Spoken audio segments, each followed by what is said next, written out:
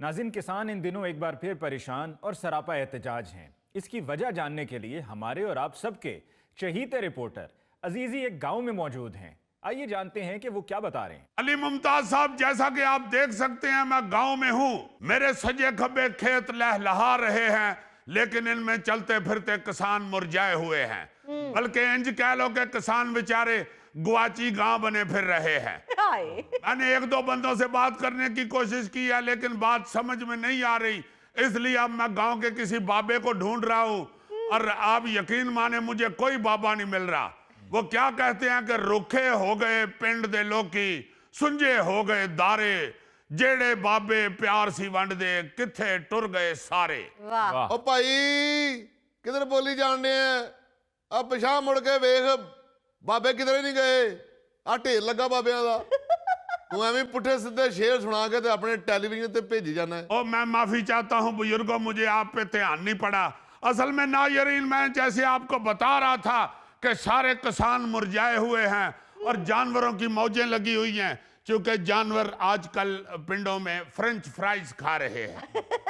ओए काका की खवान दिया तू डंगरां नू? कदे असी आप नहीं खादे फ्रेंच फ्राइज ते तू जानवरां नू की खवान दिया? नाज़रीन, जैसे कि आप देख रहे हैं कि ये बाबा जी पता नहीं 2-3 हफ्ते से भूखे बैठे हुए हैं।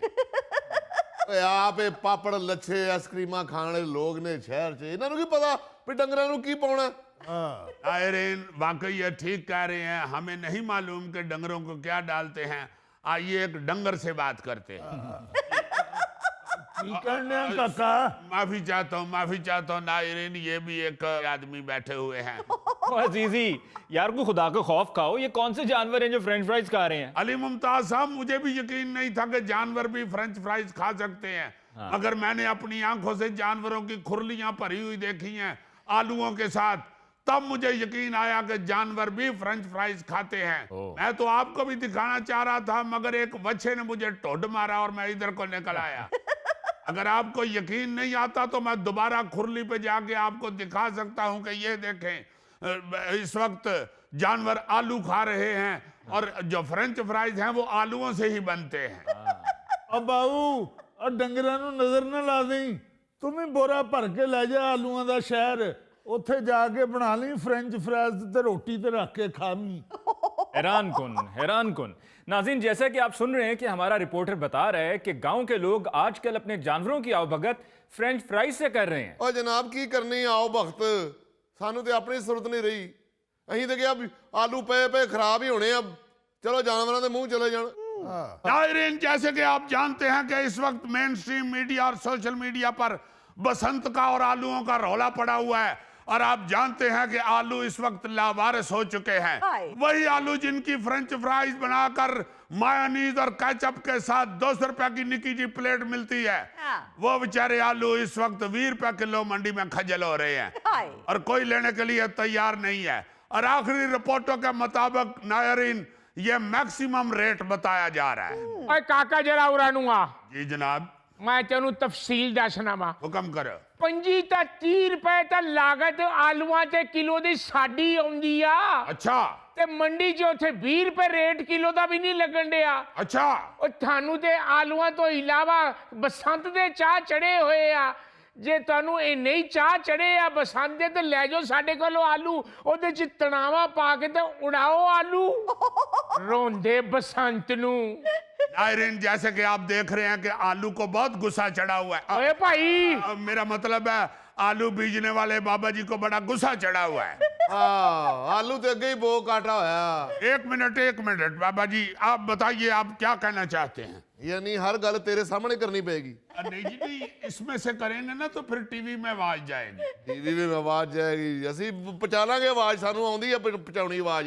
नहीं आ रही है, आपकी आवाज तो जा रही है, मेरा ख्याल है फोटो नहीं जा सकती।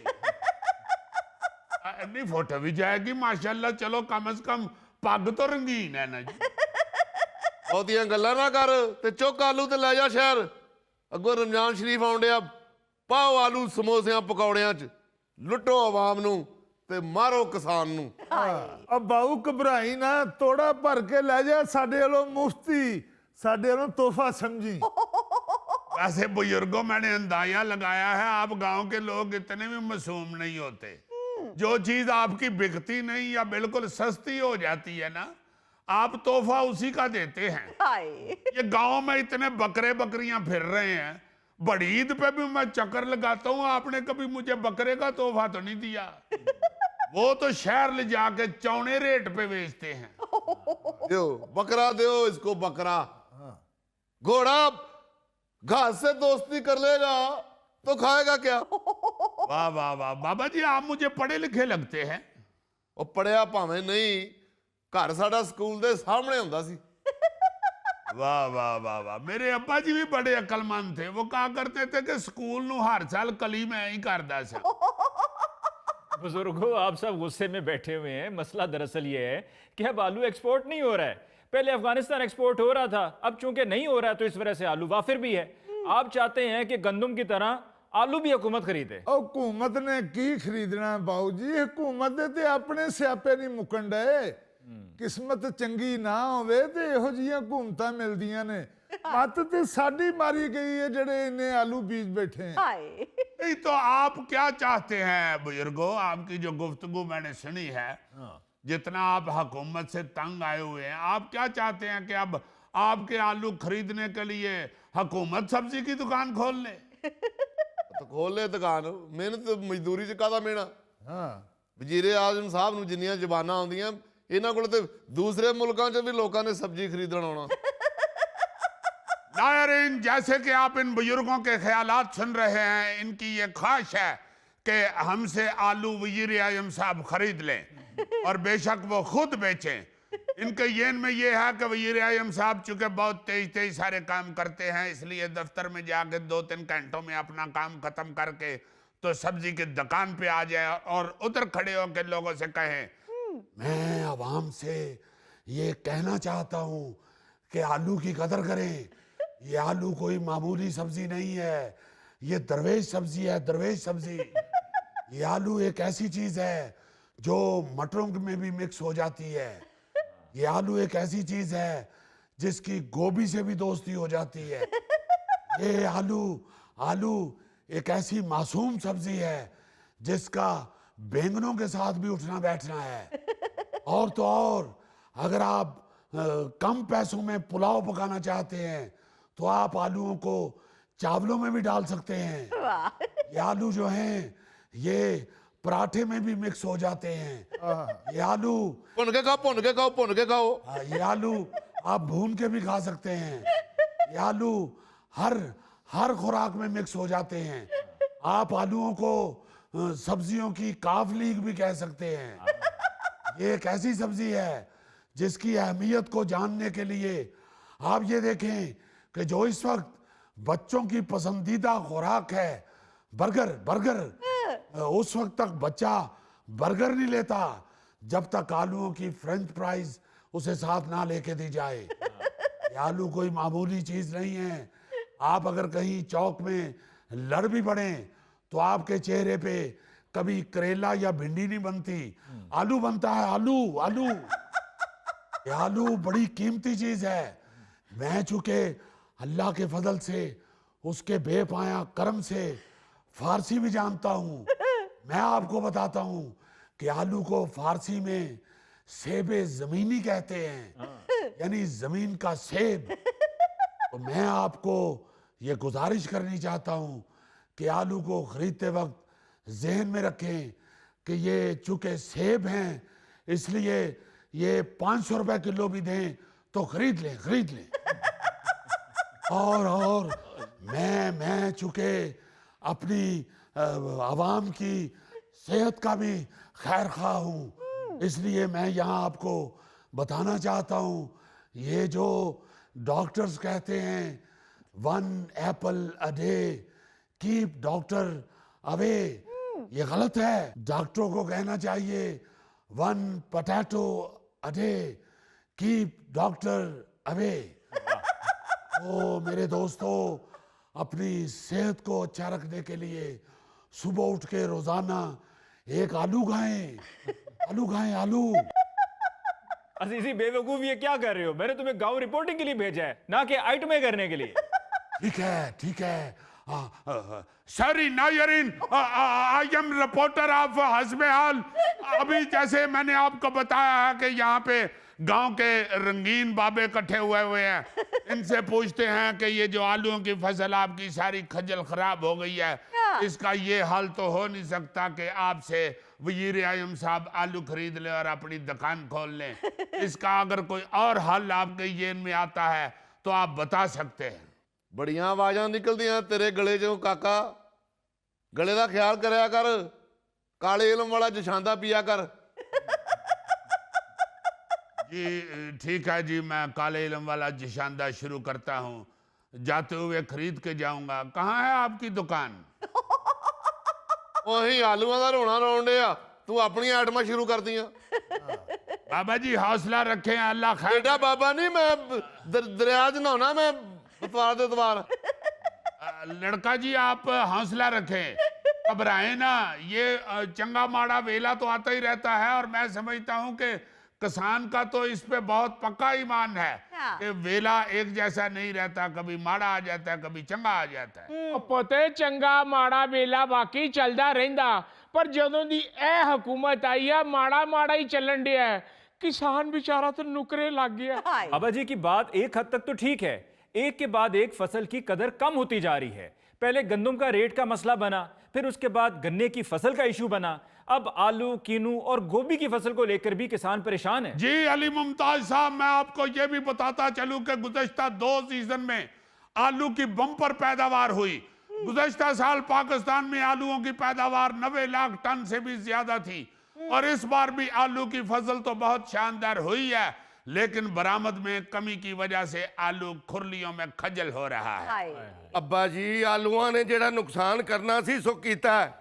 ताए फकीरिए दी मझ ने बड़ा नुकसान कीता। की होया पुत? 70 वारी ओनू कहा कि बन के रखिया करो मझ, फिर फसलों दे विच छड़ दिंदा। नायरीन, जैसे कि आप देख रहे हैं कि गांव में एक नवा कट्टा खुल गया है। चाचे फकीरिया की मझ चौरी फैजलदीन की फसलों में घुस जाती है, और उसका पुत्र शिकायत लेके आया है। और नायरीन, चौरी फैजलदीन का पुत्र हल्का सा काट टोटा भी लग रहा है। मुझे यकीन है कि यहाँ पे लड़ाई झगड़ा शुरू होने वाला है। मेरे साथ रहिएगा, यकीनन आप लड़ाई झगड़े से महजूज होंगे। लो या तू ओ जे फकीरा नहीं जे मुड़दा, जे हुण ओदी मझ साडी फसलां च आवे ते पाओ नू लम्मिया ते फेर दे ओदे ते छुरी। ओए एवें जज्बाती फैसले ना करो, पहलो निक्के मुंडे दे विआह दी तारीख रखो, ते विआह तो एक दिन पहलो छुरी फेरो मझ नू, वलीमा भी भुगत जाऊ ते मझ वाला रटा भी मुक जाऊ। ओ चाचे असी कोई उन्हां दी मझ ते नहीं बैठे, मुंडे दा वलीमा असी आप कर लांगे। ऐ जरा केस दी तारीख भुगत लईए, फिर ਉਹਦੇ ਹਿਸਾਬ ਨਾਲ ਵਿਆਹ ਦੀ ਤਾਰੀਖ ਵੀ ਰੱਖ ਲਾਂਗੇ। ਅੱਬਾ ਜੀ ਇਹ ਤਾਏ ਫਕੀਰੀਏ ਦਾ ਮੈਨੂੰ ਲੱਗਦਾ ਕੁਝ ਕਰਨਾ ਪੈਣਾ। ਓਏ ਐਵੇਂ ਕੋਈ ਨਵਾਂ ਕੇਸ ਨਾ ਪਵਾ ਲਈ ਪੁੱਤਰਾ, ਜੇ ਬਹੁਤਾ ਗੁੱਸਾ ਚੜਿਆ ਤੇ ਉਹਦੇ ਗਿੱਟੇ ਗੋਡੇ ਤੇ ਡੰਡਾ ਮਾਰ ਕੇ ਤੇ ਗੁੱਸਾ ਲਾ ਲਾ। नायरीन, जैसे कि आप देख रहे हैं कि बात बढ़ते बढ़ते गोडे गिट्टों तक पहुंच गई है। अभी आपको रिपोर्टर अजीज जी बताता है, आप ये बताएं कि ये जो आपकी ताए फकीरिया के साथ दुश्मनी है, ये शुरू कब से हुई है? ਜਦੋਂ ਦੀ ਉਹਨਾਂ ਦੀ ਮੱਝ ਸਾਡੀਆਂ ਫਸਲਾਂ 'ਚ ਵੜਨਾ ਸ਼ੁਰੂ ਹੋਈ ਹੈ। नायरीन, आप समझ गए होंगे कि ये ताए फकीरिया की और इनकी दुश्मनी जो है ये भैंस के खेत में घुसने की वजह से पैदा हुई। आप ये अगर पहलवान जी इधर तशरीफ ले आए तो ये बड़ा सेंसिटिव मसला है। मैं आपको ये कुछ गुजारिशात पूछना चाहता हूँ। मुझे ये बताएं कि ये जो भैंस की दुश्मनी है, ये आपके गुस्से की वजह से है, ये सचमुच ही ये नुकसान हुआ है आपका? ਉਹ ਜਨਾਬ ਸੱਚੀ ਮੁੱਚੀ ਅੱਧੀ ਪਹਿਲੀ ਉਜਾੜ ਦਿੱਤੀ ਜੀ ਉਹਨੇ। नायरीन, कुछ आलू नहीं बिक रहे, ऊपर से कुछ चाचे फकीरिया की मझ ने पहली उजाड़ दी है। तो ये आपको जो इतना गुस्सा चढ़ा हुआ है, फसल भी खराब हो गई है, आलू नहीं बिक रहे, आप कोई और सब्जी क्यों नहीं उगा लेते? आप आलू छोड़ दें, अगर आलू नहीं बिक रहे तो छोड़ दें, आप कोई और सब्जी उगा लिया करें या कोई और चीज उगा लिया करें। ਯਾਰ ਅਸੀਂ ਜਿਹੜੀਆਂ ਮਰਜ਼ੀ ਫਸਲਾਂ ਉਗਾਈਏ, ਤੂੰ ਕੌਣ ਹੁੰਦਾ ਪੁੱਛਣ ਵਾਲਾ? ਐਵੇਂ ਮੈਂ ਫੜ ਕੇ ਆ ਗਏ ਆ ਤੇ ये मेरे गिट्टे गोडों का भी मसला बन गया है। ਉਹ ਮਹਿਮਾਨ ਆ ਪੁੱਤ, ਮਹਿਮਾਨ ਆ ਪਿੰਡ ਦਾ, ਤੇ ਮਹਿਮਾਨ ਨੂੰ ਕੋਈ ਚਪੇੜ ਚਪੂੜ ਮਾਰ ਲਈਦੀ ਹੈ, ਡੰਡਾ ਡਾਂਗ नहीं मारीदा। नायरीन, आप देख रहे हैं कि बात चपेड़ों तक पहुंच गई है। आप मुझे ये बताएं, मैं कहना ये चाहता हूँ हजूर, कि अगर आलू ना बिकने की वजह से आप परेशान हैं, तो आप अपनी फसलों में कोई और चीज बीज सकते हैं। चोरी साहब वो काड़े मंडी जो खबर आई है कि तोड़े दा रेट 50 रुपए और डेग पे है। ਹੈਂ? ਉਹ ਤੇਰਾ ਭਲਾ ਹੋ ਜੇ, ਕਦੀ ਚੰਗੀ ਖਬਰ ਨਾ ਲੈ ਕੇ ਆਈ। ਉਹ ਤੈਨੂੰ ਕਿਹਾ ਕਿੰਨੇ ਸੀ ਇਹੋ ਜੀ ਖਬਰ ਆ ਕੇ ਅੱਬੇ ਨੂੰ ਦੱਸ। ਹਰ ਪਾਸਿਓਂ ਕਿਸਾਨਾਂ ਲਈ ਮਨਹੂਸ ਖਬਰਾਂ ਆ ਰਹੀਆਂ। अली मुमताज साहब, जैसे कि आप देख रहे हैं कि चौधरी साहब खबरों की वजह से तपे हुए हैं, इसलिए आपकी मेहरबानी प्लीज कोई गाड़ी भेज के तो मुझे वापस बुलवा ले। शौरी साहब तशरीफ रखें, गुस्सा ठंडा करें अपना, तशरीफ रखें, बैठिए, आराम से बैठिए। शौरी साहब, अगर एक फसल एक्सपोर्ट होना बंद हो गई है फिर उस सीजन में उसका नुकसान तो होगा। आप अगले सीजन की तैयारी करें और किसी ऐसी फसल पे तवज्जो दें जिसकी मांग भी हो। ਉਹ ਭਾਈ ਜੀ ਗੰਦਮ ਲੈ ਦੇ ਗਏ ਹੋ, ਗੰਨਾ ਭੁੰਜੇ ਜਾ ਪਿਆ, ਆਲੂਆਂ ਦਾ ਬੇੜਾ ਗਰਕ ਕਰ ਦਿੱਤਾ, ਗੋਭੀ ਖੱਜਲ ਖਰਾਬ ਹੋ ਗਈ, ਕਿੰਨੂਆਂ ਦਾ ਰਿਹਾ ਹੀ ਕੱਖ ਨਹੀਂ। ਹੁਣ ਦੱਸੋ ਕੀ ਬੀਜੀਏ ਸੀ। चौधरी साहब, हमारे कहने का मतलब ये है कि अगर आप कोई ऐसी चीज बीजें जो धड़ाधड़ बिक रही है तो इसमें कौन सा मजाका है। बिल्कुल। ਚਲੋ ਜੀ ਦੱਸੋ ਤੁਸੀਂ ਜੀ ਕੀ ਬੀਜ ਲਈਏ, ਕੀ ਸ਼ਹਿਰ 'ਚ ਵਿਕਣ ਦੇ ਆ। ਮੋਬਾਈਲ ਬਹੁਤ ਵਿਕਣ ਡਏ ਨੇ, ਉਹ ਬੀਜ ਲਈਏ। ਮੋਟਰਸਾਈਕਲਾਂ ਬਹੁਤ ਚੱਲ ਰਹੀਆਂ ਨੇ, ਉਹ ਬੀਜ ਲਈਏ। ਸੋਲਰ ਸਿਸਟਮ ਬੜਾ ਵਿਕ ਰਿਹਾ ਜੀ, ਉਹ ਬੀਜ ਲਈਏ।